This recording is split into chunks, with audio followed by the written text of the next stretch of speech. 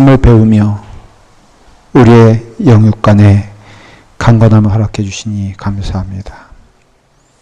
우리에게 주어진 24시간 가운데 늘 하나님을 묵상하며 하나님을 배우며 하나님과 교제하는 일이 얼마나 귀하고 복된 일인가를 우리로 하여금 깨닫게 하시고 감사하게 하시고 하나님께 영광을 돌리는 귀한 시간 될 수 있도록 인도하여 주시옵소서.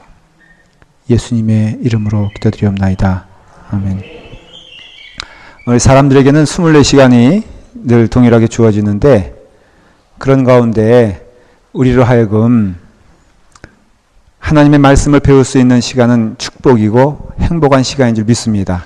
그래서 여러분들이 지금 가장 복된 시간에 오신 거예요. 너무 감사하고 제가 눈을 들어 딱 보니까 두 가지 면에서 특별히 감사합니다. 첫째는 청년들이 제 시간에 앉아 있다는 거예요. 제가 한번 청년들에게 말을 했습니다. 너희들 예배 시간에 늦지 마라. 내가 주목하여 보나니 너희들을 뚫어지게 보고 있다. 그랬더니 지난 주일날 제가 오후에 얘기했던 것 같아요. 그치 원서가? 그랬더니 오늘 탁 앉아 있어요. 제가 너무 고맙고 감사해요. 그리고 또 보니까 저기 한 개인을 지칭해서 죄송해요. 유신환 권사님이 저기 하루 종일 무릎 꿇고 바닥 깔았어요. 얼마나 이렇게 안쓰럽기도 하고 불안하든지 저거 끝나면 또 교회 떠나는 거 아니야 이러면서 정말 고생을 했어요. 아침부터.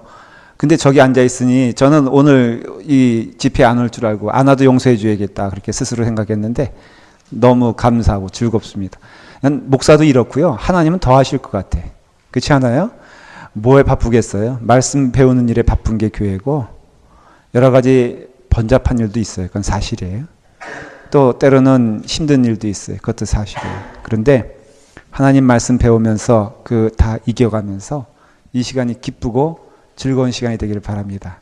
저도 마음이 아주 콩당콩당 뛰는 것처럼 또 여러분들도 뛰길 바라고 주변을 보면요. 안 보였던 사람이 막 나와요. 또 보이던 사람이 안 나오기도 해.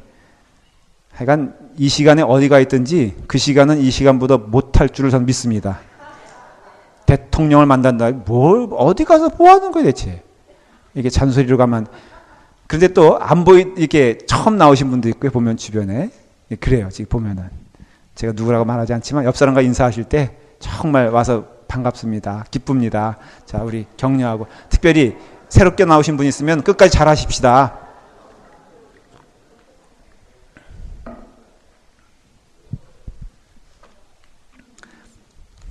여러분 그 영적 진리에 대해서 아세요? 한 곳이 막히면 다른 곳이 다 막히고요. 한 곳이 뚫리면 다른 곳이 다 뚫립니다. 제가 이쪽 이가 너무너무 옛날부터 그 말썽을 부렸어요. 이쪽 부분. 그러니까는 왼쪽 위에 부분이 아주 말썽을 부려서 계속 고생을 했어요. 옛날에는 큰 수술도 했어요. 근데 이게 좋아지진 않고요. 한번 망가진 이는 결국은 그래서 최후 통촉을 받았어. 뽑든가 어떻게 해라. 그래서 제가 전에 그 알던 교인이 의사인데 치과 의사인데 세컨 오피니언을 좀 받아보려고 그냥 오피니언 받으러 갔다가 목사님 뽑으세요. 그래서 두 개를 와장창 뽑았어요. 그리고 틀리를 했어 제가 그 자리에서 목사님 용감하십니다 하면서 자기 멋대로 다 하는 거야. 두 개 뽑고 건강한 거 팍팍 갈아가지고 그 브릿지 한다고 그러거든요. 이걸 딱 했어요. 그래서 이쪽이 다 까짜이야 지금. 어때요? 한번 이제 보여드릴 수는 없고 조금만 보여드릴게. 진짜 같아? 안 보이지? 제가 뭐 보이게 하려고 그래. 뭐 그럼 이렇게 해서 다 보여줘야 되겠어요?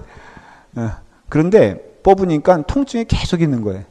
한 2주 동안. 제가 말은 못했어요 여러분들에게. 24시간 이게 신경 쓰여가지고 너무 아파서 중간에 할 수 없이 그 의사가 잘못했나 보다 따지러 갔더니 좀 참으라는 거예요. 어린애처럼 그러지 말고.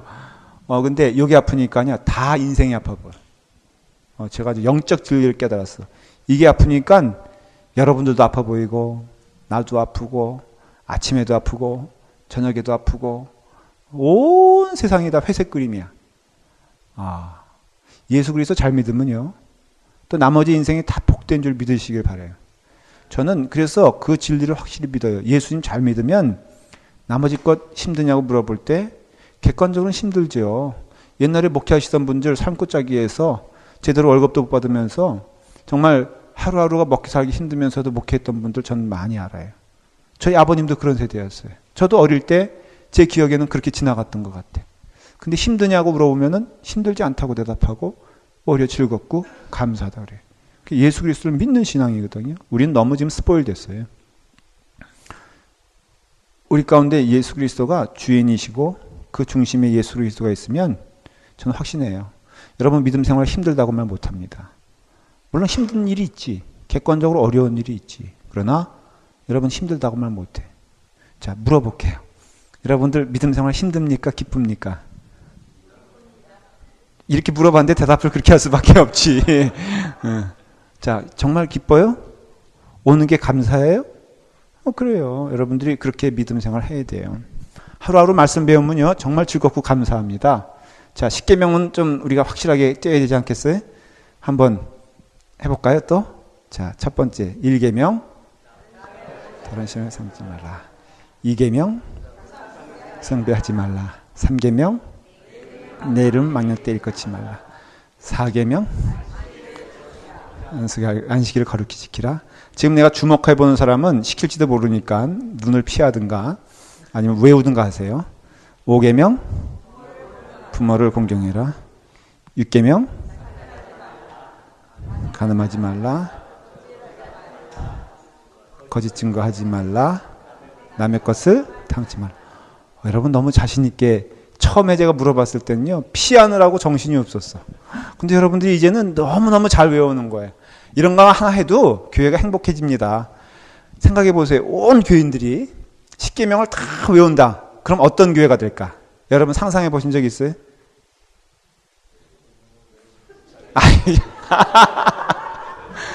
장로님들이 저렇게 대답하니 아유, 행복할 것 같지 않아요?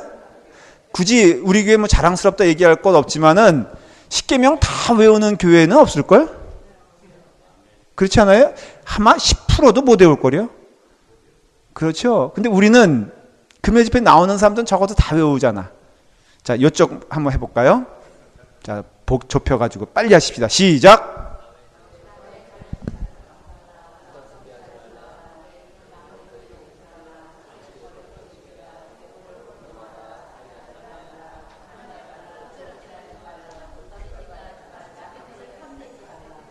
끝까지 침묵 지키는 사람이 있어. 제가 한번 봐주겠어요. 봐준다는 뜻은 다음에 시킨다는 뜻이니까. 여기 종범형제 시킬지도 몰라. 미리 경고, 그러니까 경고가 아니고 초신자잖아요. 그렇죠? 이번에 세례 받았잖아. 소위 말하면 풋풋한 상추인데 우리 만일에 종범형제가 나와서 참 멋있게 외우면은 우리 얼마나 감동받겠어. 그렇죠? 예. 네. 딴 사람이 장로님이 외우시면 좀 감동이 들어갈 텐데 종범형제가 외운다 그러면은 야, 우리 교회가 이런 교회구나. 그냥 한번 혼자 나올래? 아니면 다 같이 할까? 다 같이 하고. 자, 다 같이 하고 혼자 한번. 그러면은 이러다 안 나오는 거 몰라 또 금요 집회. 제가 타미하고 같이 붙여줄게. 저 지금 떠들고 있어서 저한테 찍혔어. 타미 너도 같이 나올 거야. 자, 한번 해볼까요? 시작. 사귀지 말라. 우상 숭배하지 말라. 내 이름을 때 일컫지 말라. 안식일을 기억하여라. 부모를 공경하라. 살인하지 말라. 간음하지 말라. 도둑질하지 말라. 거짓 증거하지 말라.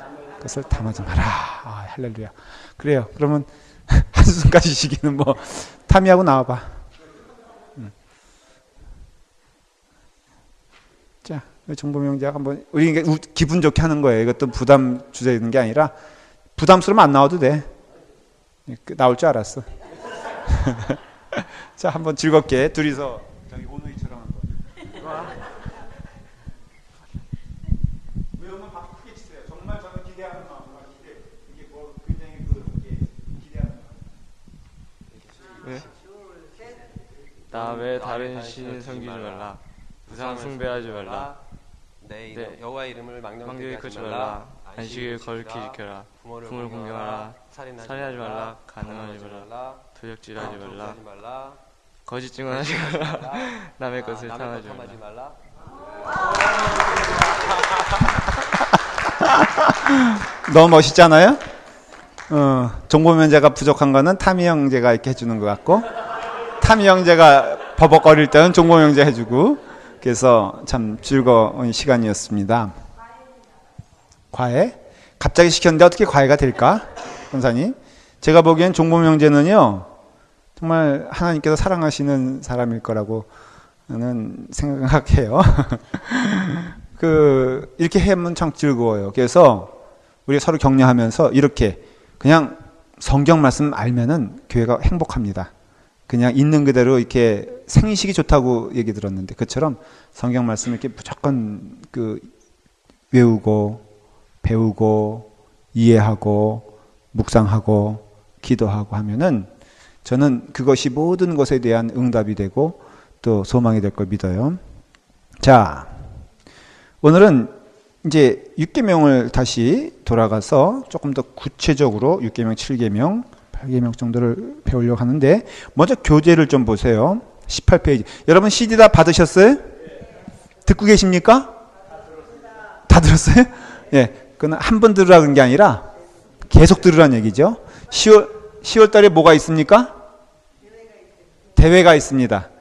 아마 천국 가는 일 말고는 가장 중요하며 화려한 대회가 될 것입니다. 그래서 여러분 그때는 토시 하나 빼놓지 않고 다 물어볼 거니까 한번 기쁘게 아동부에게 창피당하지 않길 바랍니다.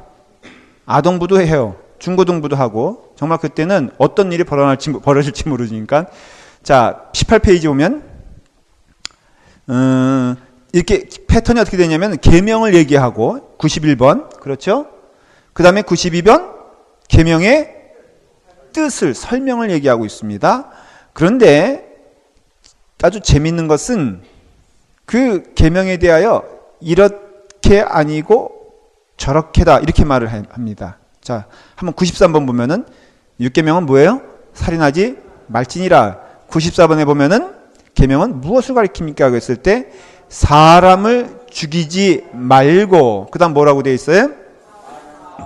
환한 마음을 피하라고. 이게 말씀을 드렸죠. 계명의 본질적인 것은 눈에 보이는 것이 아니라 내용적인 것이고 마음적인 것이다. 이렇게 말씀을 드렸습니다. 그래서 살인하지 말라라는 형식적인 의미에서는 우리 다 프리하지만 우리 누구를 죽인 적이 없지만은 그러나 주님께서는 어떻게 가르쳤어요? 마음이다 라고 얘기했죠. 그래서 결국은 사람을 죽이지 않는 것은 환한 마음을 피하는 것이다. 이렇게 설명이 되는 것이에요. 그러니까 마음에서 시작해서 육신으로 가는 것이고 사람을 죽일 정도가 되면은 이미 마음은 그 사람을 몇 번씩 죽였을 것이다 라는 것을 생각할 때 마음에 대하여 말하고 있죠. 간음도 마찬가지예요. 95번 보면은 똑같습니다. 7계명은 간음하지 말지니라. 96번 무엇을 가리킵니까? 시작. 우리의 마음과 말과 행동을 깨끗하게 하라고 가르칩니다. 그렇지 않습니까? 그렇죠? 똑같이 말하고 있죠. 마음을 얘기하고 있어요. 그래서 간음은 육신적인 내용을 얘기하기보다도 성경에서는 마음에 간음한 것을 얘기하고 있죠. 97번 도둑질하지 말라 하면은 98번의 것을 해석하고 있는데 뭐라고 되어 있어요? 첫째, 남의 것을 훔치지 마. 우리는 거기서 끝나잖아요. 그렇죠? 남의 것을 훔치지 않는 것이 곧 도둑질하지 않는 것이다라고 얘기하는데 그 다음에 뭐라고 되어 있어요? 정직하고 부지런하게 살라고 가르친다.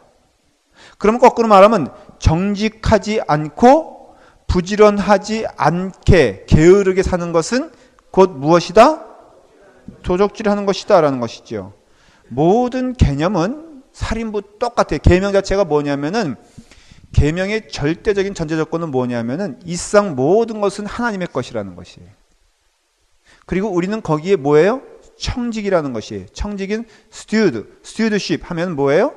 그 맡겨진 누가 주인이 나에게 뭘 맡겼잖아요. 그러면 자 아침에 너 오늘 하루 종일 뭐 그 마당을 이것저것을 쓸어라 라고 했는데 그것을 게을러서 종이 안 하면은 그것이 곧 뭐예요? 죄가 되자는 거죠. 왜? 주인의 명령에 순복하지 순종하지 않았기 때문에. 그러니까 계명이라는 것 자체가 하나님과 나와의 관계를 말하는 것이에요. 그런데 예를 들어 말하면은 도둑질하지 말라 그러면은 여기선 어떻게 해석하냐면은 시간을 하나님의 것이라고 우리가 인정한다면은 그 명하신 시간에 해야 될 일이 있잖아요. 해야 될 일을 하지 않는 것도 뭐예요? 그게 도둑질에 속한다 이거예요. 성경에서 해석하는 건. 그러면은 오늘 하나님께서 뭐 구체적으로 말한다면 하루에 성경을 꼭 읽고 시작하는 것이 성도의 삶의 규범이다. 이렇게 말할 수 있으면은 우리가 성경을 읽지 않고 일을 시작한다고 하십시다. 첫째는 하나님의 시간을 도둑질한 것이죠. 뭐가? 우리가 성경을 읽지 않으므로. 그러면 그것이 오염된 상태에서 그 나머지 것을 부지런히 하면은 깨끗한 겁니까? 오염된 겁니까? 자, 성경을 읽지 않은 죄를 범했어요, 우리가. 그러면 성경을 읽지 않고 부지런히 성실하게 나머지 일들을 준행을 했어. 그러면 그것은 성실한 겁니까? 부정직한 겁니까? 왜? 성실하게 했는데. 제일 중요한 거 아니겠습니까? 예를 들어서 내가 주의 말씀 읽는 것을 게을리하고 남을 돕는 일을 열심히 했다고 하십시다. 그러면은 그것은 하나님의 시간을 도적질한 겁니까? 안 합니까? 성실히 했는데 나머지 시간을. 도적질한 거 왜? 하나님이 명하신 일에 대하여 우리는 그 시간 개념이 있어야 되고 질서 개념이 있어야 되는 거예요. 그래서 이와 같이 지금 계명에 대한 해석은 늘 뭘로 시작해요? 마음으로 시작을 하고 내용으로 시작합니다. 형식이 아니라. 그래서 신앙인은 늘 누구에게 물어봐야 되냐면은 먼저는 하나님께 물어보고 두 번째는 내 마음에, 그래서 양심에 물어봐야 되는 것이. 그래서 여러분들 믿음 생활은 늘 그렇게 백앤포스 하나님께 물어보고 나에게 물어보고 하나님께로부터 답을 얻고 내 양심에 있어서 그것에 대한 답을 얻어야 돼요. 그런 사람의 특징은 뭐냐면은 대단히 평온하고요. 대단히 안정적이며 대단히 확신적입니다. 그 사람은 누가 흔들 수가 없어요. 여러분들도 그런 사람이 되길 바랍니까? 그럼 하나님 말씀에 입각한 생활을 하십시오. 여러분들이 썩낼 것도 없고 섭섭할 것도 없어요. 왜? 하나님 앞에 온전히 서 있는 자는 결코 누가 흔들 수가 없는 것이거든요. 그러니까 목사도 그래야 되고 성도들도 그런 삶을 살아야 한다는 것을 얘기할 수 있어요. 다 그렇습니다. 99번 보면은 구계명은 내 이웃에 대하여 거짓 증거하지 말라. 그러면 거짓 증거하지 않는 선에서 끝나는 것이 아니라 거기 뭐라고 되어 있어요? 거짓말하지 말고 그 다음 뭐예요? 항상 진실을 말하라고 가르칩니다. 두 후자가 강조되는 거예요. 거짓말하지 말고 안 하는 거에서 끝나는 것이 아니라 너는 했냐는 거예요. 하나님의 명령에 의해서 행하고 있느냐를 물어보는 것이에요. 그래서 거짓 증거하지 말아라 라고 할 때는 거짓 증거하는 선에서 하지 않는 선에서 끝나는 것이 아니라 그러면 너는 그 영혼을 사랑하고 있느냐라는 것이에요. 그리고 그 영혼을 사랑하지 않으면은 거짓 증거하는 거와 다를 바가 뭐가 있느냐라는 것이에요. 기독교의 신앙을 이해하십니까? 이해가 되죠? 나 저 사람을 미워하지 않는 선에서 난 하나님의 자녀로서의 본분을 다한다라고 하면은 그 사람을 사랑하지 않는 것과 그 사람을 적극적으로 미워하는 것과 하나님 눈에 보면은 다릅니까? 같습니까? 다시 질문을 던질게요. 내가 누구를 막 적극적으로 미워하는 것과 그 사람을 그냥 바라보고 관계하지 않고 너는 너, 나는 나 하고 그냥 그 사람을 관계하지도 않고 방해하지도 않고 또 사랑하지도 않고 관심 두지도 않고 그냥 너는 가시오 나는 이 길 가겠어 하는 거와 다르냐 같느냐라고 질문할 때 같습니까 다릅니까? 왜 같아요?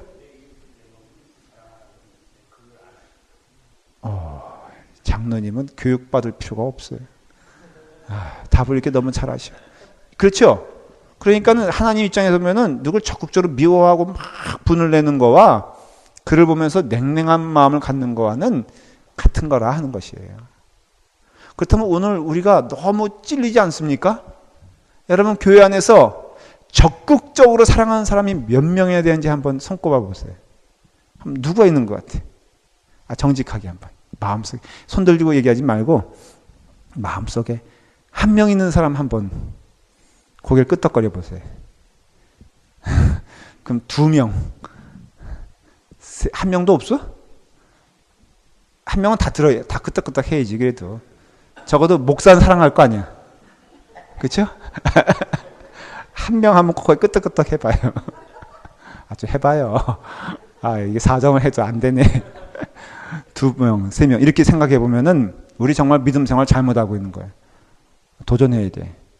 교회 안에서조차도 예배 한 예배를 드리는데 너는 너, 나는 나.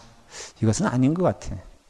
도전을 좀 해야 돼요. 이런 계명의 내용들이 지금 이런 식으로 이해하고 있다는 것이. 제가 먼저 교제를 조금 이렇게 통틀어서 설명드리는 이유는 10계명도 마저 하고 얘기할게요. 내 이웃의 집을 탐내지 말지니라, 소유를 탐내지 말지니라 하면은 102번엔 뭐라고 되어 있냐면 우리에게 무엇을 가리킵니까? 라고 한다면 첫째, 남의 것을 더 가지려고 하지 말고, 거기서 끝나면은 안 돼요. 기독교 신앙은 그 뭐예요? 자기의 몫에 대하여 만족하는 자가 신앙인이다 라는 것이에요. 여러분 남의 것을 탐하지 않으려면 어떻게 하면 돼요? 내 것에 대하여 만족하면 돼. 그래서 이게 간음도 마찬가지죠. 그렇죠?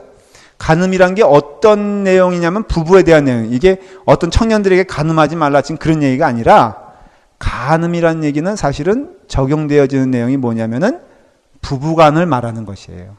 근본적인 의미에서는. 그럼 자, 남자의 입장에서 남의 다른 여자, 결혼 자기 와이프 외에는 다 어떤 여자예요? 남의 여자야. 이렇게 통틀어서 말하면 그렇게 되는 거예요. 그래서 창 밖의 여자, 창 안의 여자예요. 정확히 말하면 창 안에 있는 여자와 창 밖에 있는 여자들이에요. 조금 더 학문적인 용어를 도입하면은 내 떡과 남의 떡이에요. 자, 그러면은 여러분들 판단하기에 남의 떡이 커 보이지 않으려면 어떻게 해야 돼요? 상식. 예? 내 떡이 커 보이면 되잖아. 그쵸? 자, 창 밖에 여자들이 별 볼 일 없으려면 어떻게 하면 돼요? 창 안에 있는 여자가 아름다우면 되잖아요. 그쵸? 간음을 하지 않으려면은 내 아내가 이 세상에서 최고로 이쁘다고. 그렇죠. 우리 전문적인 용어는 그걸 뭐 믿으면 이렇게 얘기하잖아요. 그래서 믿음은 보이지 않는 것들의 실상이요. 그러니까 믿음이라는 것은 늘 뭐냐면 눈에 보이기는 아닌데 우리는 믿음으로 보면은 그렇게 보인다는 것이죠. 맞아요, 틀려요? 예수 그리스도가 세상적으로 보면 아무것도 아닌 것처럼 보여도 믿음을 가지면은 그게 가장 큰 걸로 보이잖아요. 그래서 아내는 믿음으로 보는 거예요? 아니면은 실제로 보는 거예요? 예? 믿음은 이렇게 동원되는 데가 참 많습니다. 아내는 남편을 믿음으로 봐야 돼? 아니면 실제로 봐야 돼? 남편이 아내에게 그래요. TV에 나오는 아주 이쁘장한, TV에 나오는 사람은 이쁠까 미울까? 장로님은 얘기하시면 안 돼. 갈 때 위험할 것 같아. 두 분이서. 차 따로 가져오셨어요? 그래서 우리가 그걸 깊이 생각해 보면은 TV에 나오는 여자는 다 이쁘죠. 그렇죠? 그리고 실질적으로 또 심리가 내 것 아닌 것, 원래 그렇잖아요. 내 것은 안심되기 때문에 맛이 없어 보이고 뭐 그런 심리가 있잖아요. 먹을 것도 사실은 그렇고 남의 떡이 커 보인다는 우리 속담도 있고, 그렇기 때문에 믿음을 가지면요, 하나님께서 내게 주신 것에 대한 만족이 생겨요. 그래서 믿음의 사람들은 그냥 그 자리에 그 사람이 있는데도 어떻게 보느냐에 따라서 달라지는 것을 봐요.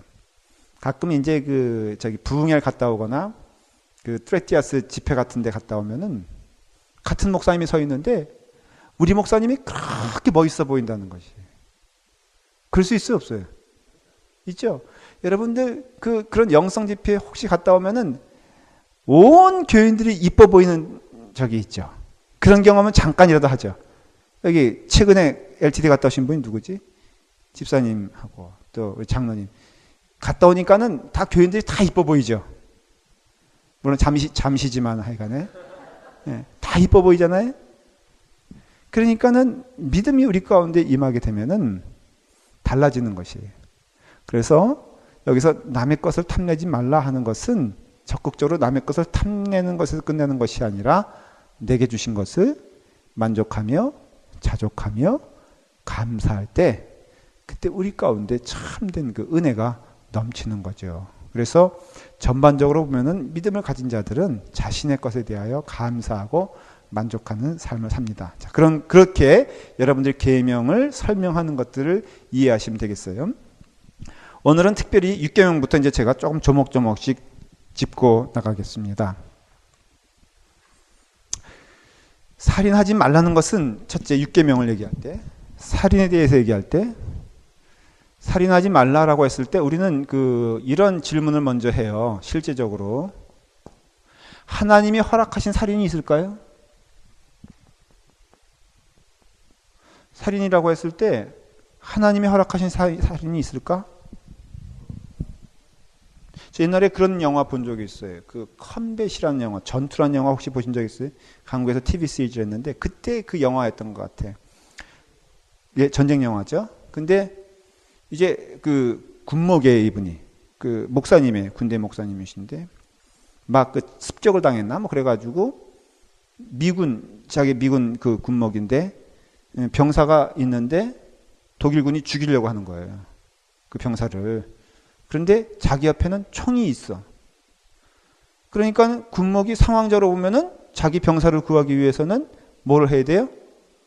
쏴야 돼. 쐈을까 안 쐈을까?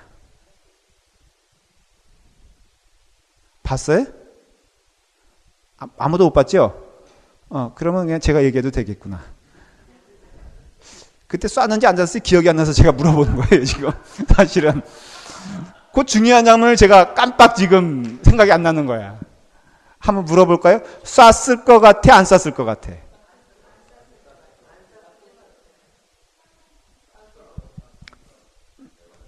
실감나게 얘기해 볼까요? 그럴 리는 없겠지만 종범 형제가 강도에게 막 지금 해서 칼로 찔리게 됐어. 장로님이 옆에 있어. 몽둥이로 들고 있어. 자, 안 찔렀다며, 안 죽였다며. 군목은 영화고 실제에서 아니 있잖아요. 그 얘기가 이 얘기라니까요. 자, 뭐 얘는 숱하게 많이 할 수 있어요. 뭐 최정관 장로님이 최경혜 권사님이 깡패한테 말이에요.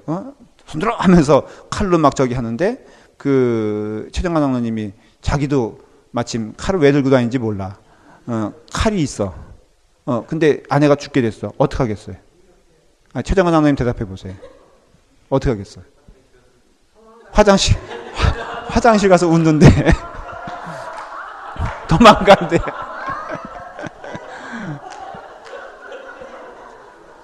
이런 논쟁이 있을 수 있어 없어요? 있을 수. 먼저 그러니까는 이 부분에 대해서 설명을 좀 해야 돼요. 이 계명에 대해서 얘기할 때. 왜냐하면 이게 굉장히 논란을 많이 겪습니다. 자, 여러분 여호와의 증인이라고 들어보셨어요? 여호와의 증인은 군대를 갑니까 안 갑니까? 왜 이번에 누구 실형을 받았어요? 왜 안 갈까? 이거예요, 바로. 살인하지 말라라는 계명에 위배가 된다는 것이죠. 그렇죠? 그렇게 따지면은 막 신앙에 논리적인 모순이 생기기 시작해. 왜냐하면은 예? 돌을 장로님은 그냥 가만 계셔도 돼. 뭐 예화를 드는 게 이상한 것만 드셔. 좀 이럴 때는 저를 도와서 고급스러운 예를 드세요. 성경에 나오는 인물 가운데 고급스럽게 들만한 예들이 많이 있잖아. 예를 들어서 아브라함. 어떤 예를 가질 수 있어요? 아브라함 살인자예요? 아니에요? 아니 이삭 그런 거 좀 예를 근사치로 들어보세요. 예를 들어서 자기 조카 롯을 구하기 위해서 병사를 동원해가지고 전투를 벌이잖아요. 그러면 그림 상상이 가잖아요. 칼 들고선 우다다다 말 타고 가가지고는 다 몰살을 시켰겠죠. 그럼 아브라함이 죽였어, 안 죽였어? 근데 아브라함이 살인자예요? 그거 뭐 이상해잖아. 여러분들이 좋아하는 다윗 사람 죽였을까, 안 죽였을까? 많이 죽였어요. 뭐 예를 들자면 끝이 없어. 그렇죠? 네. 자, 어떻게 할 거예요? 그러면 뭐 여러분들도 마찬가지지. 뭐 저가 예를 들어서 위험에 처했다. 그러면 장로님들 옆에서 있는데 누가 지난주에 말씀드렸죠. 제가 미친 분이 아니고 그 약간 정신이 오락가락하시는 분이 저를 막 껴안으려고 할 때 우리 집사람이 논개처럼 말이에요. 가운데 쫙 와가지고선 안 돼 하면서 그런 사건이 한번 있었거든요. 그 뭐 거룩한 사랑으로 한번 입맞춤 하자는데 그걸 뭘 또 굳이 막을 것도 뭐 있어. 이렇게 생각하면 돼야 안 돼요. 이런 예가 굉장히 많다는 거죠. 그래서 정리해야 될 건 성경을 통해서 보면은 그런 어떤 살인에 대한 것을 좀 정의하면은 한 3가지 정도는 그 계명에 있어서 예외가 될 수 있어요. 첫째는 뭐냐면은 국가 공무원으로서 업무를 담당하는 사람. 뭐 우리로 말하면은 교도관이 크리스천일 수 있어요, 없어요? 네, 있잖아요. 실질적으로 간증집도 나왔죠. 어느 교도관 그분이 장로님이신데 제목이 뭐더라? 혹시 읽으신 분이 있어요? 구세혁 권사님 읽으셨어요? 적극적으로 고개를 끄덕끄덕 하시는 게 제목이 뭐예요? 네, 감사해요. 읽으셨는데 근데 그 내용을 보면은 아주 잔혹한 그 살인자도 하나님을 믿으니 변화되더라 뭐 그런 얘기지만 어쨌든 그 가운데 교도관들이 싫어하는 게 뭐냐면 사형 집행하러 갈 때 싫어한다는 것이죠. 근데 그 사람이 기독교인이라고 하면은 이 문제에 대해서 굉장히 도전이 되겠죠. 나는 맨날 하루하루 하나님의 명령을 어기며 살고 있는 자가 아닌가. 내 손으로 직접 죽이는 이거 사실은 실질적으로는 밧줄을 당기는 거 아니에요. 그 내가 당기는 순간 그 사람을 죽이게 하는 그런 직업에 있다면은 그 사람은 대체 하나님의 뜻에 합당한 자인가 아니면은 버림받은 자인가? 신앙은 좋은데 이런 거 그러면 직업을 바꿔야 되는 것인가? 성경에도 보면은 그런데 율법에서조차도요 고의로 살인하는 자, 어린애를 희생제물로 바친 자, 부모를 때린 자는 사형에 처한다 그랬어요. 그럼 사형에 처한다 그러면 누군가 하나님의 명령과 뜻에 의해서 그 사람들을 죽였어야 됐죠. 그거는 하나님의 명령이에요. 법과 같은 거예요. 그렇다면은 그 사람은 살인자입니까 아닙니까? 네? 아니에요. 아닌 걸로 우리는 이해를 하는 거예요. 그래서 그렇게 어떤 그 공식적인 명령에 의해서 전쟁도 거기에 해당됩니까 안 됩니까? 여러분 이 작전을 수행하기 위해서 장군들 그 수기를 보면은 정말로 눈물을 흘리며 기도하는 사람들 많이 있어요. 아브라함 링컨도요 어떤 공격의 명령을 내릴 때 아시죠? 그 기도의 방이라 백악관 옆에 기도의 방이 있었는데 어떤 중요한 전투와 전쟁을 앞두고는 거기서 나오질 않았대요. 그래서 부관들이 조급해가지고 그러나 하나님의 명령을 들을 때까지는 아브라함 링컨은 거기서 떠나질 않았다는 거예요. 그리고 결단하면은 아주 신속하고 정확하게 또 확실하게 적을 섬멸하는 일에 대하여 아주 앞장선 것을 봐요. 그럼 그 사람은 기도하고 했어요? 이런 질문들 성경에서는 그거는 성경에서 합당하게 말하는 것이다. 이렇게 얘기를 해요. 두 번째는 정당방위예요. 그래서 도피성이 있잖아요. 여러분들. 도피성 제도가 뭔지 알죠? 이스라엘의 곳곳에 이 성을 만들어 놓군 부지 중에 살인한 자. 정당방위도 속해요. 그러니까 고의도 아니고 어떤 실수로 누구를 죽인 사람 아니면 정당한 방법으로 죽인 사람은 그러나 그 자리에 있으면은 다른 사람들에 의해서 보복을 당할 위치에 있는 사람들은 이 도피성으로 갑니다. 그러면은 거기에서는 정당한 재판을 받게 해주고 일단은 보호를 해줘요. 뭘 뜻하냐면은 바로 정당하게 정당방위로 아까 말한 대로 어떤 강도가 칼을 들고 우리 집을 침입해 왔어. 그러니까 여러분 이제는 제 이 얘기를 듣고서는요 우리 최정관 장로님 같이 대답하면 안 돼. 근데 내 아내가 위험에 처했어. 그러면 남편들이요, 어떻게 해야 돼요? 적극적으로 보호해줘야 돼. 그 괜히 말이야, 당신 나가서 뭐 검사해봐 이러면 안 되고, 여보 당신 여기 있어, 내가 가서 할게 라고, 그리고 아들을 보내면 되는 거잖아. 이렇게 그 정당한 사유에 의해서 가족을 보호하기 위해서 하는 것은 용납이 된다라는 것이, 성경적인 기준으로 말하면 그 사람은 천국 갈 수 있다라는 것을 말하는 것이. 교통사고, 저는 그런 얘기 너무 많이 봤어요. 여러분, 교통사고 내서 누구를 죽였어요. 어느 목사님 얘기가 기억이 나요. 그 목사님인데 이렇게 교통사고를 낸 거야. 근데 그분이 너무 양심에 가책이 걸려가지고 결국 목회를 그만뒀어요. 그리고 교인들도 보는 눈이 틀려졌어. 저는 가끔 두려운 생각이 드는 게, 저라고 자유할 수 있어요? 그래서 예를 들어 제가 교통사고 났다. 그냥 한번 물어볼게. 궁금하니까. 여러분도 대답해 보세요. 저를 어떻게 대하시겠어?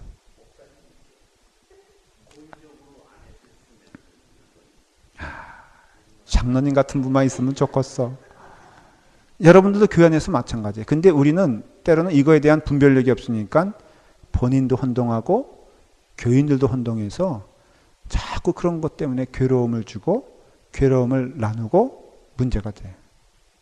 멀리 볼 거 없이 하여간 우리가 이렇게 보면요, 그런 일들이 굉장히 많은데 이건 정리가 필요해야 돼요. 첫째는 국가 공무원으로서, 두 번째는 정당하게 한 일에 대하여는 하나님께서 책임을 묻지 아니하신다라는 것이고, 세 번째는 그런 정당성 가운데 전쟁, 자기 나라를 지키기 위하여 하는 전쟁. 어때요, 여러분들? 여러분들 크리스마스라는 영화 보신 적이 있어요? 굉장히 명화예요. 이게 뭐냐면은 옛날에 그 불란서하고 독일하고 영국인가 하여간 세 나라가 싸우고 있는데 크리스마스가 됐어. 이브에. 근데 막 그때 유럽에서는 좀 낭만이 있었잖아요. 1차 대전 때 얘기해. 그래서 한 가수가, 유명한 독일의 가수인데 그 자기 애인을 만나기 위해서 왔다가 아주 전방에 같이 갑니다. 자기 그 사람과. 그리고 나서는 거기서 노래를 불러요. 크리스마스 노래를 부르니까 그걸 듣고 있던 상대방 진영에서 크리스마스 추리를 만들어서 합창을 하는 거예요. 실제로 있었던 일이에요. 그래서 결국은 거기서 평화가 이루어졌어. 너무 좋아가지고 크리스마스 날에서는 휴전도 하고 축구하고 막 그런 거예요. 그런데 문제가 그 크리스마스가 끝나자마자 명령이 왔어. 지금부터 폭격을 할 거니까는 너희는 안전한 곳에 있어라. 여기는 다 쑥대밭이 된다. 근데 그거를 알았던 이 지휘관이 고민이 되기 시작. 누구에 대한 고민하기 시작한 거예요? 상대방에 대한 고민하기 시작한 거예요. 그래서 그 상대방에게 얘기를 해줍니다. 몇 날 몇 시에 폭격이 시작되니까 당신들은 어디 있으면 된다? 피해라가 아니라 우리 진영으로 와 있어라. 이래가지고 적과 아군이 구분이 없어지고 그 사람들을 다 이쪽으로 피신시켜요. 뭔 얘기하다가 전쟁에서 그렇게 서로 싸웠다고 하십시다. 예수 믿는 사람들끼리. 참 하나님도 어때요? 제가 그래서 믿는 것은 그냥 신앙 고백인데, 자, 남북 간에 남군과 북군 있잖아요. 여기 미국에 다 예수님 믿는 사람들이 아니에요. 다 믿고, 여러분 아브라함 링컨만 기도하고 나갔겠어? 그거는 이긴 사람 얘기니까 그렇지. 여기 그 리 장군 있잖아요. 남부군에 그 사람도 기독교인이었거든요. 그 사람도 철야기도 하고 왔을 거라고. 근데 기독교인들이 서로 하다가 죽였어. 여러분 두 사람 다 천국 갔을까 지옥 갔을까? 둘 다? 그림이 굉장히 좋아 보이는데 천국 가서 둘이서 어떻게 해? 한 사람은 자기 찔려 죽인 사람이 천국 가 있고, 근데 그럴 수 있다는 거야. 그러니까 신앙적으로 말하면은 이와 같이 그런 어떤 정당적인 사유에 있어서 살인에 대하여는 성경에서도 뒷받침해주고 있다라는 것이에요. 이해가 됐죠? 자, 그러면 그렇게 이해하면은, 그러면 이 살인이란 것은 아주 그냥 의도적인, 또 남을 죽이려고 하는 태도도 다 포함되어 있는데 왜 살인을 해서는 안 될까에 대하여 여러분들이 오늘은 질문과 답을 해야 돼요. 자, 질문이 뭐라고요? 왜 살인을 해서는 안 될까? 살인 가운데 모두 포함되어 있다고 제가 미리 전제로 얘기했었죠? 예? 눈에 보이게 칼로 찌르는 것만이 아니라 마음으로 해요. 이것까지 다 포함되면서 여러분들이 들으셔야 돼요. 마음까지 포함되는 거예요. 첫째는 왜 그러냐면은 사람은 하나님의 형상, the image of God.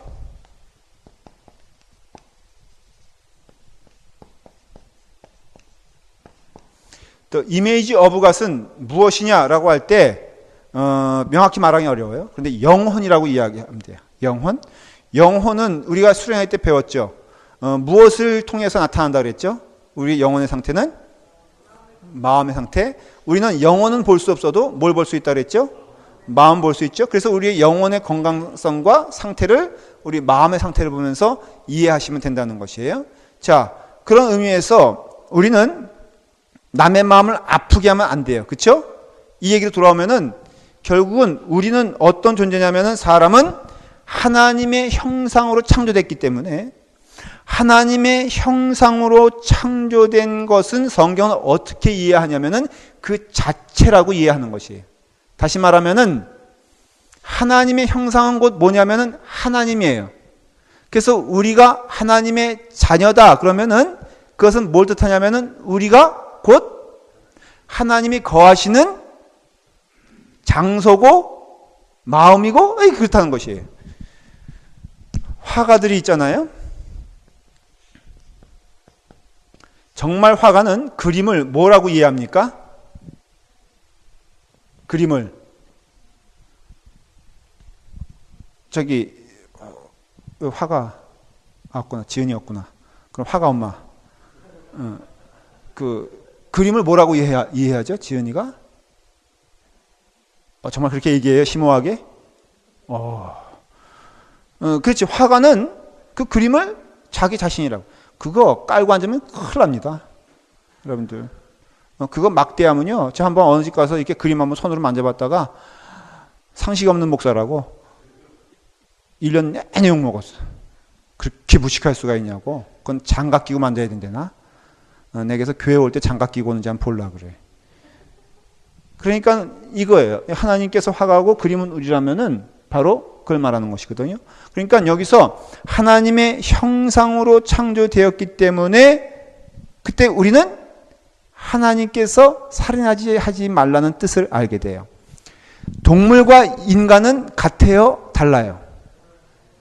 세상적인 생각은 불교와 유교와 아니면 뭐 그런 힌두교 같은 거 나타난다고 하십시다. 불교에서는 동물과 인간이 같다고 여깁니까? 다르다고 여깁니까? 같다고 여기는 것 같아요. 윤회설 때문에. 그러면은 그래서 개를 어떤 때는 아버지라고 이해하기도 하죠. 왜냐하면 진짜로 그렇잖아요. 그 스님들이 가르치는 건 이런 게 있어요. 야, 이분이 이렇게 가르치면서 이분이 니네 할아버지일 줄 어떻게 아느냐. 사람은 돌고 돌아서 너가 개가 될 수도 있고 개가 너가 될 수도 있지 않느냐. 그거잖아요. 그렇죠? 힌두교, 인도의 힌두교 보면은 서로 어떻게 합니까? 사람보다 귀하게 여기죠. 다 그게 뭐냐면은 동양 사상이고 여러분 그거 아세요? 상식적으로 이해하세요. 동양 사상은 인본주의적인 생각이 많습니다. 오히려 서양 생각은 신본주의적인 생각이 많습니다. 왜냐하면 서양의 문화는 결국은 기독교 문화이고 기독교 문화는 결국은 성서적 문화예요. 이 얘기 길게 하면 지루할 것 같죠? 안 지루해요? 그럼 조금 더 할게요. 동양 사상은 철저히 인간을 연구하여 나온 사상입니다. 그래서 인간이 중심이 될 수밖에 없고 인간이 중심이 될 때에는 바로 그러한 현상들이 나오게 되는 것이고 그래서 인간과 자연, 인간과 동물, 인간과 식물을 심지어는 인간과 돌 같은 움직일 수 없는 존재조차도 동급으로 만들어버려요. 그렇기 때문에 그들에게 있어서는 상관관계가 있다고 말하는데, 기독교적인 사상은, 성경적인 사상은 철저히 인간과 동물을 딱 구분해 놓습니다. 그 증거가 창세기를 보면은 하나님은 인간이 죄를 졌을 때 그 인간의 죄된 몸을 가리기 위해서 한 방법이 뭡니까? 되는 행동을 하시죠? 그냥 뭐 이렇게 말로 용서해 준다 그것도 아니고, 부끄러움을 뭐 어떻게 뭐 이제 너희 눈을 뭐 이렇게 밝게, 이게 아니고 동물을 죽여버리는 거예요. 그 말의 뜻은, 또 그 전에 보면은 너희가 다스리라 그랬잖아요. 그 말의 뜻은 뭐냐면, 인간 외에는 하나님은 그것이 피조물로서 하나님께 영광 돌리는 존재이지만은 인간같이 될 수는 없다는 것이. 그래서 인간과 자연, 인간과 동물, 인간과 그 나머지 것과 인간은 완전히 하나님은 구분시켜 놓고, 인간을 위해서라면은 하나님은 이 자연을 얼마든지 사용하셔서 인간을 위해서 바다를 가르치기도 하고, 인간을 위해서 사철 나무에서 과일을 맺게 하시며, 인간을 위해서 심지어는 동물을 잡아서 하나님의 자녀들을 풍족하게 만드는데, 죄 씻음을 하게 하는데 제사 방법을 사용하셨잖아요. 그때 그 제사의 방법이 동물을 잡아서 했잖아요. 그러니까 여러분들이 하나님의 형상인 인간이 얼마나 귀한 존재이며, 그것을 위해서는 하나님은 온 천하보다, 그래서 성경에서 뭐라고 했어요? 한 생명이 천하보다 귀하다고 했어요. 천하라는 것은 그 나머지 모든 것을 말하는 것이에요. 그러니까 심지어는 이렇게 이해하시면 돼요. 여러분들이나 나나 하나님의 형상이라면은 이 천하의 모든 것을 사용하셔서라도 하나님은 우리를 사랑하시고 우리를 돌보신다라는 것이에요. 그것을 믿는 자들은 그 하나님의 은혜를 보기 때문에 그 안에서 풍족하고 그 안에서 자족하고 그 안에서 즐겁고 기쁜 것이에요. 여러분, 그것을 한번 체험해 보시고 느껴보신 적이 있어요? 하나님의 사랑이 온 자연을 통해서 물밀듯이 오게 되었을 때, 사실 그렇잖아요. 우리의 보는 눈이, 그래서 믿음이라는 게 필요한 것인데, 어느 멋있는 장소에 가면은 밤하늘에는 별이 있어. 제가 또 시적으로 표현할게요. 한번 상상해 보세요. 그래서 거기에는 별똥들이 확 떨어져. 별은 초롱초롱, 금성, 화성, 목성, 토성까지 다 내게 아름다움을 주고, 지저귀는 새소리가 있고 물소리가 있어. 여러분, 그것이 다 누굴 위해 존재하는 거예요? 나. 그렇죠? 하나님이 다 나를 위해서 창조하셨다는 것을 우리가 느끼게 돼요. 하나님께 감사하게 돼. 여기서도 결국은 여러분들이나 저나 서로 간에 있어서 하나님의 선물임을 저희는 믿습니다.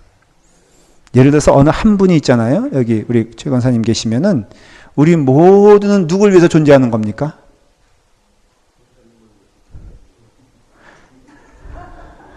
그래서 부르는 찬양이 있잖아요.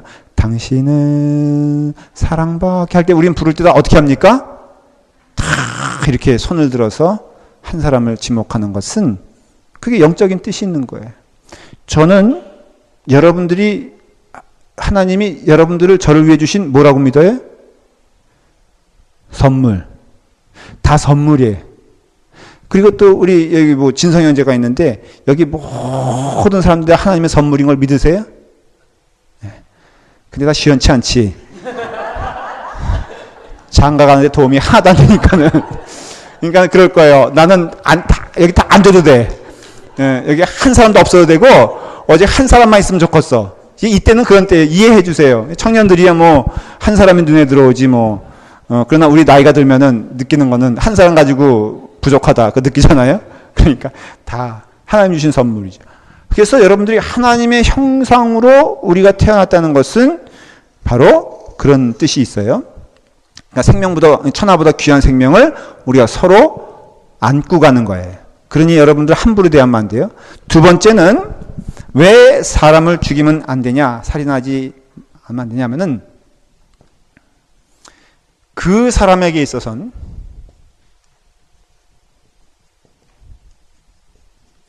그 생명은 단 하나예요. 이게 무슨 뜻이냐면은 잘 들으세요. 우리가 누구의 그 살인이란 것은 마음이라고 그랬잖아요. 여러분, 그 시간에 그 인생에 그 사람의 그 마음을 아프게 하면은 그 사람의 생명이 죽는 거잖아요. 그러면 그 사람에게 있어서 그 시간은 다시는 돌아오지 않을 귀한 시간이라는 것이죠. 그러므로 우리가 누구의 생명을 취한다는 것은 하나님의 놀라우신 은혜의 계획, 다시 말하면 그 사람의 영혼이 행복하길 원하시는, 그 사람의 영혼이 복되길 원하시는, 그 사람이 하나님 앞에서 아름다운 영혼이 되길 원하시는 그 하나님의 간절한 뜻을 우리가 어떻게 하는 거예요? 배신하는 것이죠. 망가뜨리는 것이죠. 자, 여기 교회에 새로운 신자가 올 때 그 새로운 신자는 어떤 마음으로 오겠습니까? 그 사람이 어느 교회를 찾아다녔던, 몇 번 교회를 옮겼던, 그거는 doesn't matter. 이 자리에 올 때에는 영혼의 쉼을 위해서 올 거라고요. 그 사람은 하나님을 진정으로 만나기 위해서 올 거라고요. 근데 우리가 우리의 얄팍한 생각으로 그 사람을 무시하거나 그 영혼을 죽이거나 그 영혼에게 상처를 주면은 그 사람에게 쓴 가장 귀한 시간을 우리가 함부로 뺏는 것이죠. 그거는 큰 죄예요, 아니에요? 보십시오. 여러분, 그 사람은 하나님과 대면하기 위해서 온 것이에요. 하나님을 만나기 위해서 왔는데 우리가 우리의 가벼운 마음으로 그 사람의 마음과 시간과 그 영혼의 그것을 빼앗아 버리면은 하나님과 교제의 시간을 우리가 회방함으로써 결국은 그 영혼은 죽어가는 거예요, 아니에요? 죽어가는 것이죠. 그것만큼 큰 죄가 어디 있느냐라는 것이에요. 그래 안 그래요, 여러분들? 그래서 여러분들이 누구에게 영적으로 미워하고 영적으로 분노하는 마음을 갖게 되었을 때에는 단지 그것이 문제가 되는 것뿐 아니라 그 사람과 하나님과의 관계에 있어서 그 귀한 시간을 우리가 빼앗아 버리고 생명을 빼앗아 버리고 호흡을 빼앗아 버리니까 인간의 호흡 몇 분 지나면은 죽습니까? 한 5분 지나면 죽어버리잖아요. 마찬가지로 지금 여러분들이 이와 같이 그 사람에게 있어서는 그 생명의 시간이 천하보다 귀한 생명의 시간이고 목숨보다 귀한 시간인데 우리가 그것을 우리의 뜻대로 우리의 생각대로 어때요? 해방할 수 없다라는 것이에요. 그럼으로써 여러분들이 이 두 가지 면에 있어서도 살인을 하면 안 된다라는 것이에요. 그런데 여기서 이제 살인하지 말라 하는 것은 마음 가운데 뭐가 있는 것이 되냐면은 분노가 있는 것이에요. 그렇죠? 여러분 그 성경에선 남을 향하여 이렇게 분을 내는 거에 대해서 경계하는 말이 많습니까? 없습니까? 살인하지 말라는 말이 한마디라면은 남을 향하여 분하지 말라는 것은 몇 마디 정도 되는 것 같아요. 따지자면은 10배, 100배가 많을 겁니다. 왜 그런 말씀 하신 줄 아세요? 자만에 보면은 우리가 마음 가운데 분을 품어도 그런 얘기가 나와요. 마음 가운데 분노를 해도 어떻게 하라 그러죠? 하루를 넘기지 말아라 그래요. 늘 저는 여기서 은혜가 돼요. 여러분 사람 앞에서 분노할 수 있어요 없어요? 믿는 사람도 분노할 수 있어요 없어요? 여러분 저도 여러분들과 믿음 생활하다 보면은 좋은 생활 형제간이라고 생각하면 딱 맞아. 가족 간에도 싸움이 있어요 없어요? 여러분들이 가장 치열하게 싸워본 우리 권사님 형제 그러면 형제가 있어요? 그래도 너무 많이 물어봐서 저 뒤에 사람들 물어보려고 공평합니다. 우리 김봉선 집사님 한번 형제가 몇이에요? 5이에요. 이 세상에서 가장 많이 싸운 존재들이 누구예요? 진리죠? 그렇죠? 우리 최경혜 권사님은 없어요? 5인데 없다고? 오빠들만 있어서 그거는 본인이 천사가 되는 게 아니라 오빠들만 있어서 안 싸운 거예요. 여러분 가족 간에 가장 치열하게 가족 간이 아니고 일상에서 생각을 해보세요. 더듬어 보세요. 제일 내가 치열하게 싸운 존재들은 누굴까 생각해 보면은 가족일걸요. 저도 가족 간에는 별거 다 해봤어요. 형들끼리 그 칼 들고선 그 교회 마당, 그 한국에는 교회 마당이 있잖아요. 지금도 있지 않는 것은 교회 마당이 넓지, 배구장 할 만큼 넓었어요. 구탱이에는 구름다리라 그래가지고 그 언제 한번 커서 가보니까 요만해. 근데 거기 굉장히 높게 생각했던데 저희 둘째 형하고 셋째 형하고 참 잘 싸웠어요. 근데 둘째 형하고 셋째 형하고는 싸우면은 말로 안 해. 초반부터 그냥 그 육신적으로 나가는 거예요.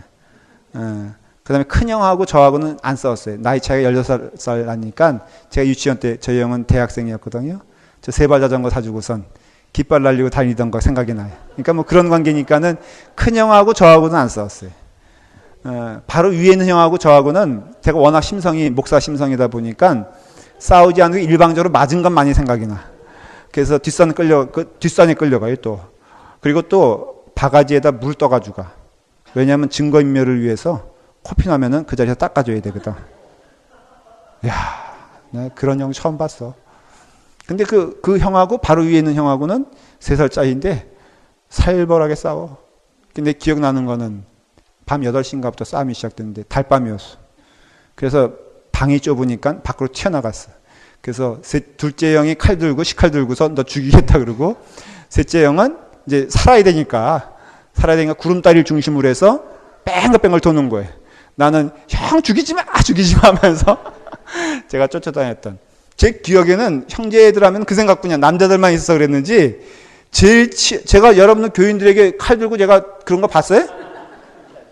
예. 네. 제가 뭐 여러분들에게 뭐 나 하면서 막 주먹질 장로님 뒤에서 한번 봐요 하고서 말이야. 그런 거 봤어 못 봤어요?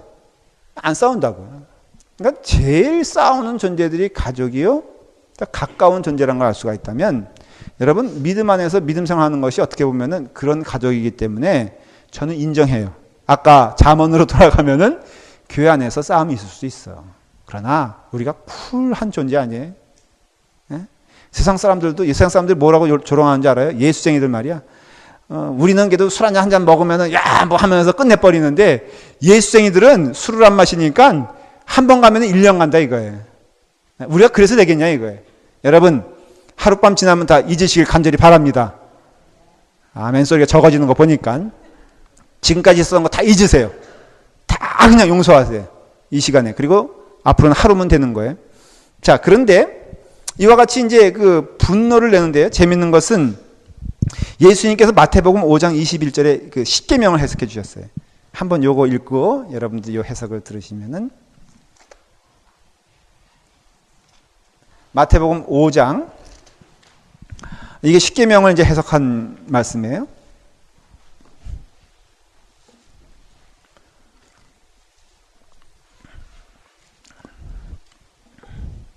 자, 한번 읽어볼까요? 시작. 옛사람에게 말한 바 살인하지 말라.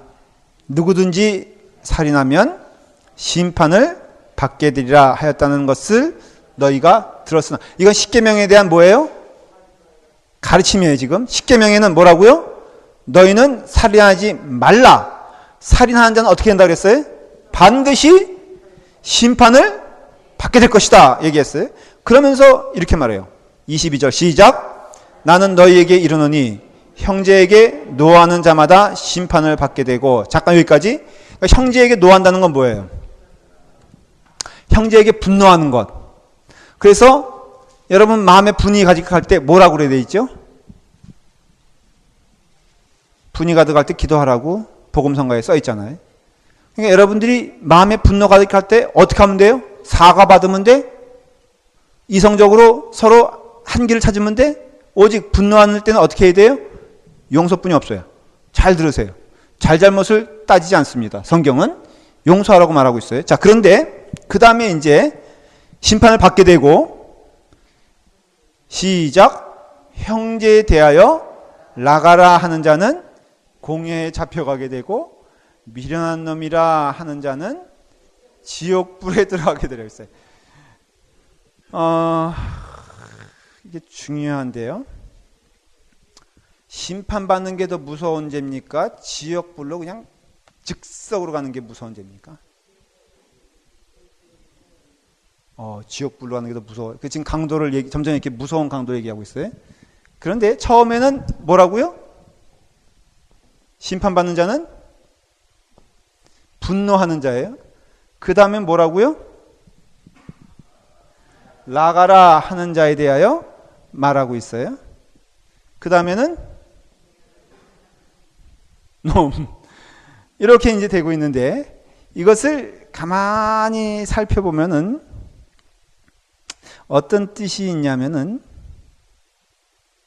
첫째는 막 화를 내는 거예요. 라가는 이 바보, 이 돌대가리. 여러분 많이 들어본 단어 아니에요? 여러분들이 혹시 이런 단어 사용해 보신 분 한번 손 내려 보세요. 야, 이 돌대가리야. 어?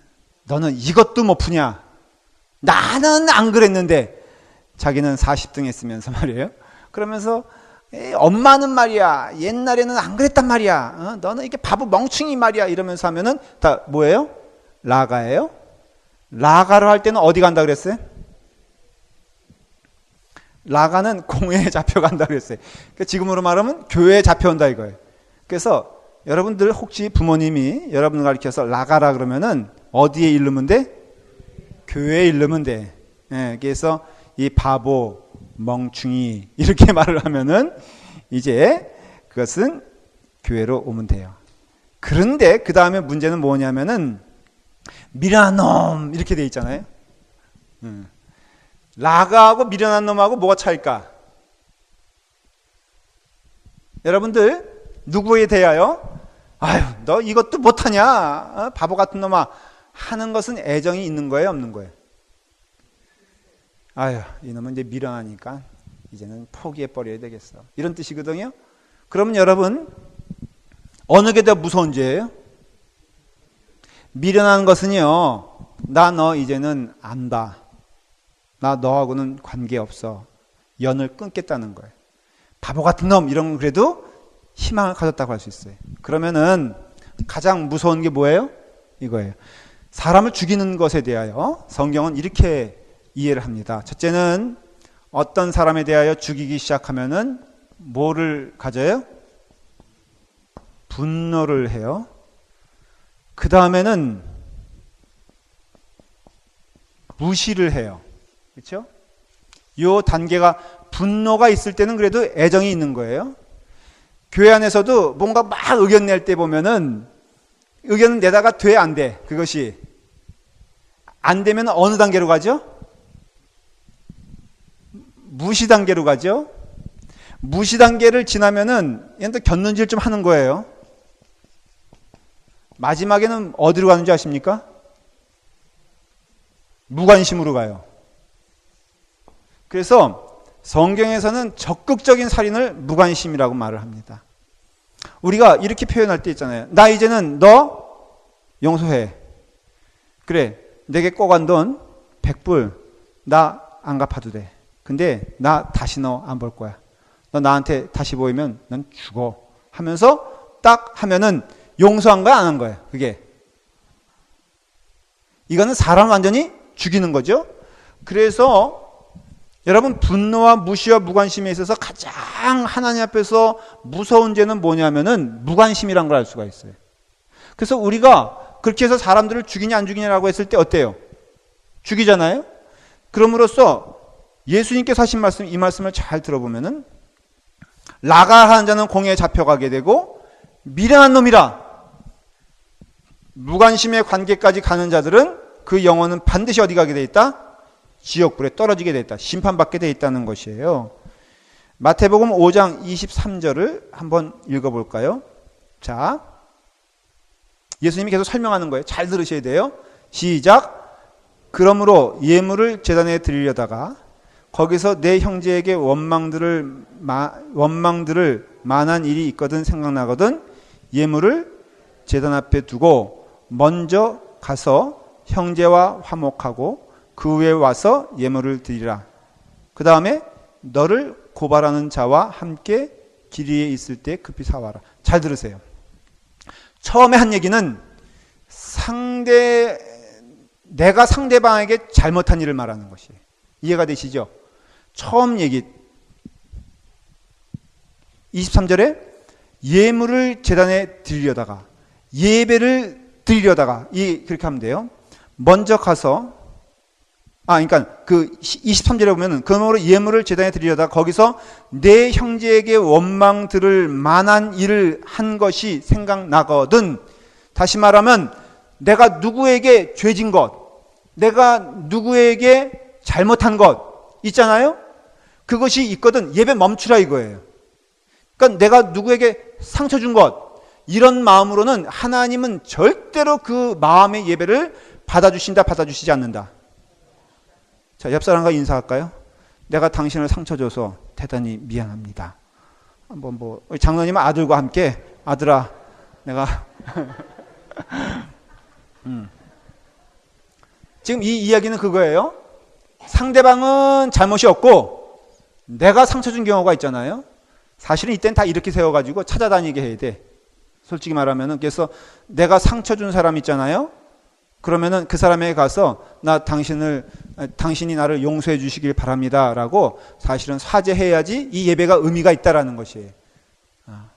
아마 여러분들은 많은 경우 저한테 와서 인사를 해야 될 거야.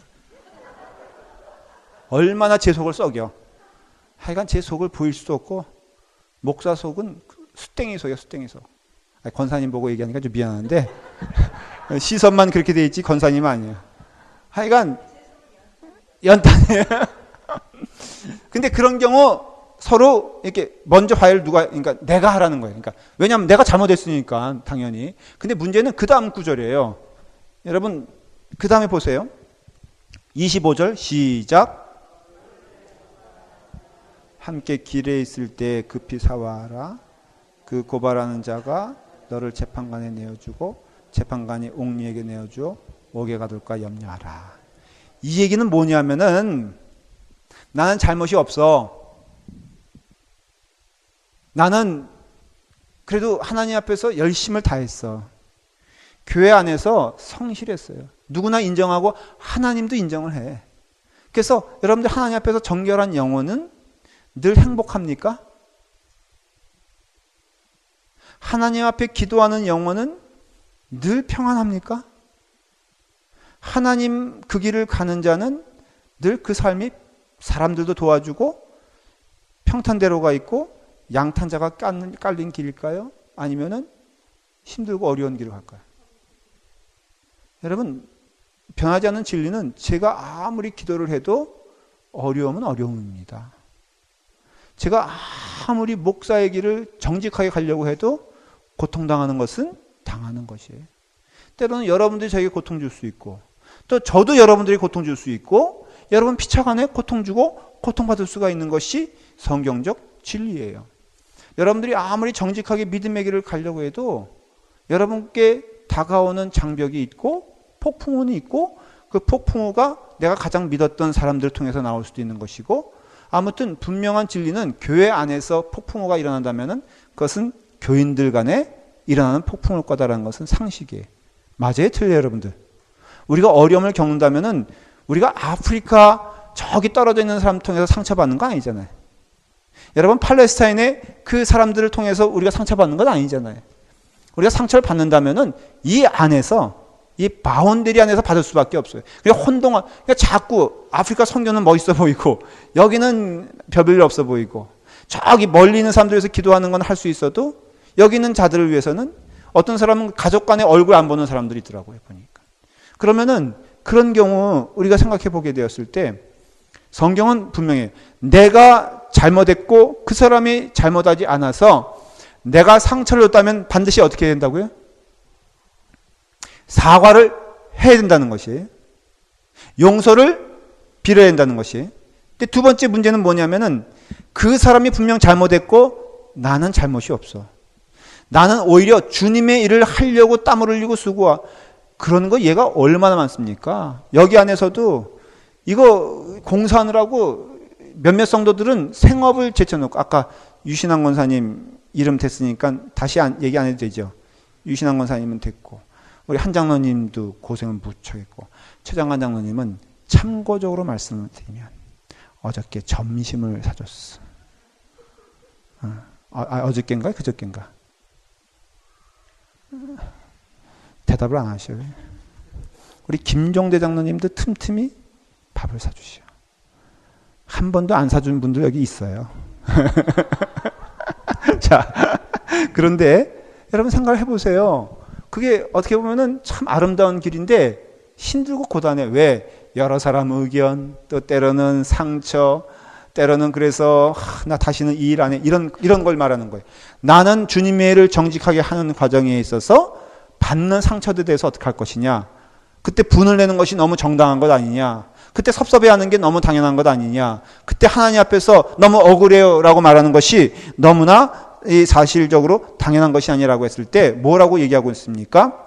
너를 고발하는 자와 함께 길에 있을 때 급히 사과하라는 것은 사과하고 화목하라는 것이에요. 너무 이상한 얘기예요. 사과는 누가 해야 돼? 예? 이런 거예요. 그 그림을 그리자면은 주먹질이 났어. 교회 안에서 주먹질이 나면 안 되지만은 뭐 났다고 하십시다. 그러면 누가 나를 탁 때렸어. 아니 그냥 저라고 목사인 저가 진성 형제가 그래. 진성 형제가 나를 또 탁 때렸어. 객관적으로 누가 잘못이고 누가 죄 없어요? 나는 죄가 없고 진성 형제는 죄가 있는데 어떻게 하라는 소리예요? 내가 가서 급히 사과하라는 것이에요. 뭐라고? 진성 형제, 너무 미안해. 진성 형제의 마음에 분노를 일으켜. 내가 주먹 맞을 만한 짓을 했네. 내가 생긴 게 그렇게뿐이 안 생겼으니 어찌하겠나. 그러니 내 생긴 것을 탓하고 분을 풀어줬으면 좋겠네. 내가 맞을 때 피하지 않고 맞았어야 되는데 내가 피해서 주먹에 좀 금이 갔는지 몰라. 얼마나 미안한지 모르겠어. 그것도 용서를 바라고 내가 발길질할 때 제대로 맞아줬어야 되는데 그거 한번 피하려고 하다가 다리에 금 간 것도 용서를 바라네 하면서 사과를 해야 된다 안 해야 된다? 아니, 웃을 일이 아니에요. 전 성경대로 좀 해석하는 거예요. 그러니까 나를 고발하려고 좀 끌고 가는 거야 지금. 응? 그래서 너 말이야 이놈 이럴 수가 있어? 라고 할 때 나는 잘못한 것이 없는데도 그에게 무릎 꿇어 사과하라고 말하고 있다는 것이죠. 누가? 예수님이? 근데 이것이 뭐와 연결되어 있어요? 살인하지 말라고 하는 말과 여러분 예수님의 가르침은 배우면 배울수록 정말 도전이 됩니다. 전 여러분들이 웃고 넘어가는 게 지금 웃는 거 말하는 것이 아니라 신앙에 대해서 너무 가볍게 생각하는 거에 대해서 전 도전해요. 절대 신앙은 쉬운 거 아니고 신앙은 한 번 기도했다고 해서 해결되는 문제가 아니고요. 신앙은 내 인격의 살을 깎는 것과 다를 바가 없는 어떻게 보면 힘든 길을 가는 거예요. 그래서 믿음 생활 쉽다?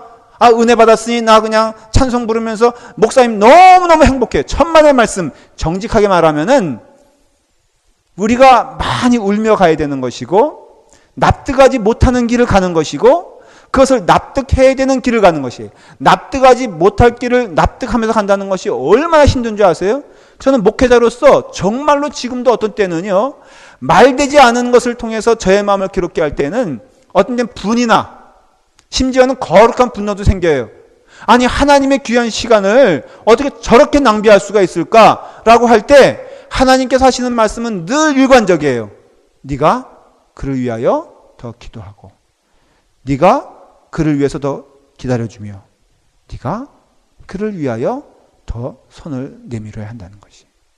이것을 배워가다 보면은 온전히 좀 배울 쯤이면은 은퇴하라는 데서 문제가 되는 거지.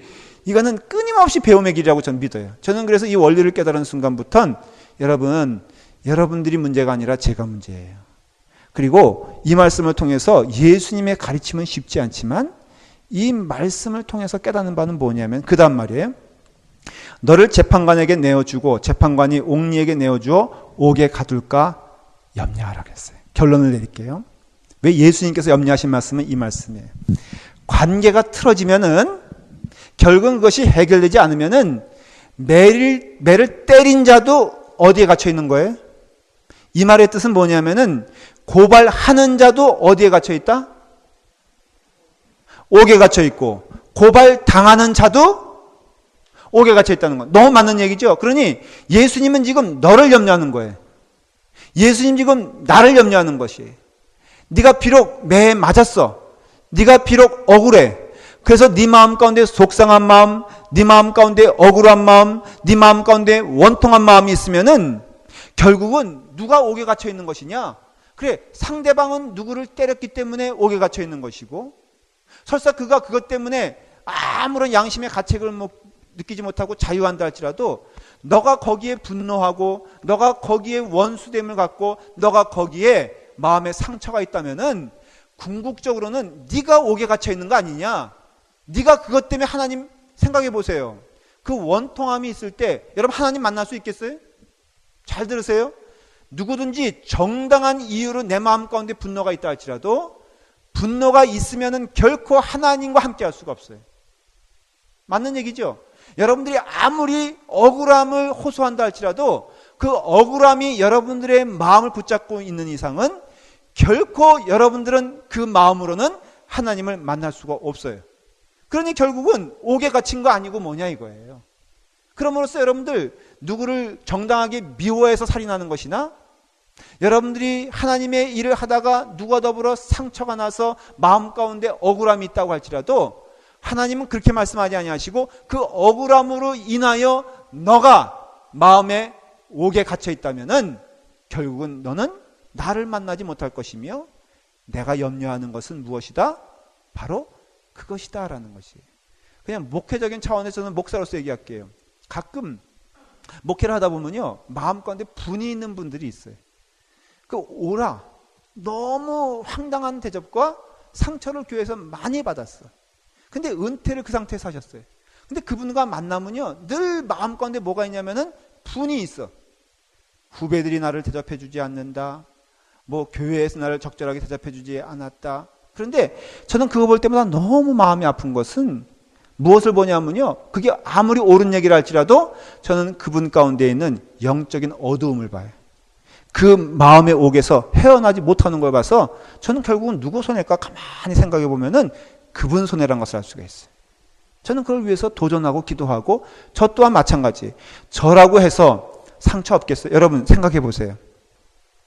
제가 전에 있던 교회가 주사랑 교회예요. 여러분 다 알고 계시죠? 모르지 않죠? 제가 물어볼게 대답해 보세요. 주사랑 교회에 대한 좋은 추억만 있을까? 아픈 추억도 있을까? 예? 아픈 추억이 많을 것 같아?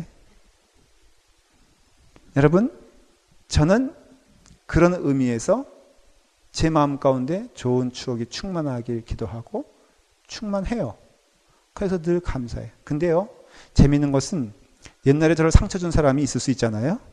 지금은 저를 너무너무 그리워하는 거야. 그 제 마음 가운데 어떠냐면은 통쾌해. 왜냐면 있을 때 잘하지. 예? 꼭 그런 분들이 떠나면 뭐라고 말하면은 목사님 같으신 분이 없었다는 거예요. 그래서 그리워한다는 거예요. 그래서 제가 많이 그리워하세요. 그러면서 사랑을 주지. 예? 자, 여기서도 똑같아요. 현장에서도 저의 마음을 힘들게 하는 분들이 있을 수 있어요. 그렇죠? 그래서 저는 이미 그에 대해서는 도가 텄어. 어떤 도가 텄어? 하나님이 내게 주시는 축복이요, 은혜다. 그냥 내가 마음을 정갈하게 하고 사랑 주면 되지 않을까? 이런 순수한 마음을 가보고 싶어. 저는 물들지 않은 목사가 되고 싶고 여러분들은 물들지 않은 성도가 되기를 간절히 바랍니다. 어떤 분들은 그래요. 목사님에 대해서는 자기가 빠삭하게 합니다. 그런 분들이 저를 얘기하는 게 아니라 목사님 세계에 대해서는 빠삭하게 한다는 거예요. 알기는 어떻게 알아? 저는 여러분들의 속을 알아 몰라. 도통 모르는 게 사람의 속에. 저는 늘 두려운 마음으로 나아갑니다. 여러분 저를 다 안다고 생각하지 마십시오. 저 또한 여러분들을 다 안다고 생각하지 않습니다. 여러분들 성도들 간에 저 사람 내가 다 알아 함부로 말하지 마십시오. 여러분 우리는 하나님의 은혜 가운데 우리를 고발하는 자나 우리가 누구에게 해를 끼친 자들에게나 동일한 마음은 무엇이냐? 하나님의 마음으로 사랑하고 용서하고 받아주고 우리 라팔마 교회가 그러한 교회가 되기를 바랍니다. 정말 양심의 손을 이렇게 손을 얹어 보세요.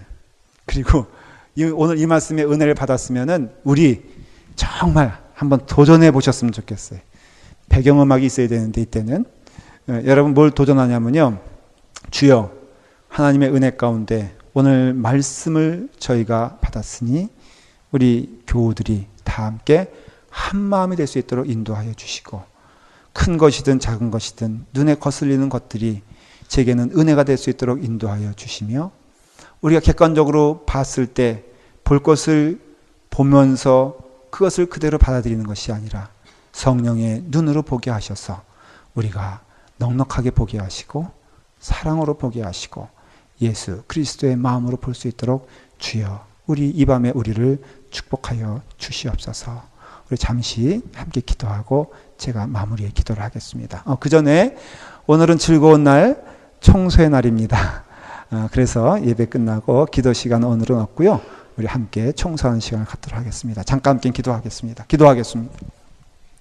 사랑해 주님 감사합니다. 우리에게 주님의 은혜와 은총 함께 해주셔서 오늘 주의 말씀을 통하여 살인하지 말라고 하는 귀한 말씀을 통하여 우리로 하여금 주의 은혜 가운데 살인이 무엇인가를 깨달아게 하시며 예수님께서 가르치신 참된 살인하지 않는 그 삶이 우리의 마음을 들여 하나님께 드리며 우리의 마음을 열어 형제를 받아주며 우리의 마음을 들어 하나님의 사랑을 전파할 수 있는 귀한 은혜가 허락하여 주셨사오니 우리 라팔마교회가 그런 교회가 될 수 있도록 인도하여 주시기를 원하옵나이다. 한 걸음 한 걸음 주님께서 기뻐하시는 걸음 갈 수 있도록 인도하여 주시옵시고 주님께서 축복하시는 걸음을 걸을 수 있도록 인도하여 주시기를 원하옵나이다. 오 주님, 저희와 함께 가시는 주님, 우리를 축복하시고 인도하시고 주께서 원하시는 귀한 길을 가면서 한 걸음 한 걸음이 주님과 함께 동행하는 삶을 살 수 있도록 인도하여 주시기를 원하옵나이다. 이 밤에 주께서 주신 말씀을 우리 마음 가운데 깊이 새기며 이 말씀이 우리 가운데 생명의 빛이 될 수 있도록 인도하여 주시옵소서. 사랑과 은혜가 충만하신 아버지 하나님, 우리에게 올바른 분노, 때로는 우리가 가는 길이 올바르며 하나님의 뜻에 합당한 생활을 할지라도 때로는 우리를 미워하는, 우리에게 상처를 주는, 그래서 우리의 마음 가운데 아픔이 되는 일들을 만날 때마다 먼저 용서하고 먼저 사랑하며 먼저 주의 은혜를 나눌 수 있도록 우리를 격려하시는 하나님을 봅니다. 참 순종하기 어렵고 따르기 어렵고 또한 그 삶이 우리 가운데 이루어지는 것이 어렵지만 주의 말씀이오니 순종하게 하여 주시옵소서. 우리의 능력으로는 할 수 없으나 하나님께서 원하시는 일, 주님 오늘 이 시간 우리는 믿음으로 모인 백성들입니다. 우리의 능력으로 살고자 결심하는 자들이 아니라 우리의 능력 넘어 하나님의 은혜와 하나님의 인도하심과 하나님께서 역사하심을 믿고 한 걸음 한 걸음 나아가고자 합니다. 우리 라팔마 교우들을 주여 축복하여 주셔서 많이 부족하지만은 이제부터 한 걸음 한 걸음 주님께서 기뻐하시는 걸음을 걸어갈 수 있도록 축복하여 주시옵소서. 이 밤이 복된 밤이 되게 하시고 이 밤에 받은 은혜가 우리 인생 가운데 삶의 지표가 되게 하시며 삶의 방향을 제시하게 하시며 그 받은 은혜를 주님 오시는 그날까지 아니면 우리가 주님께 부름받는 그 시간까지 잘 감당할 수 있도록 축복하여 주시옵소서. 예수님의 이름으로 기도드리옵나이다.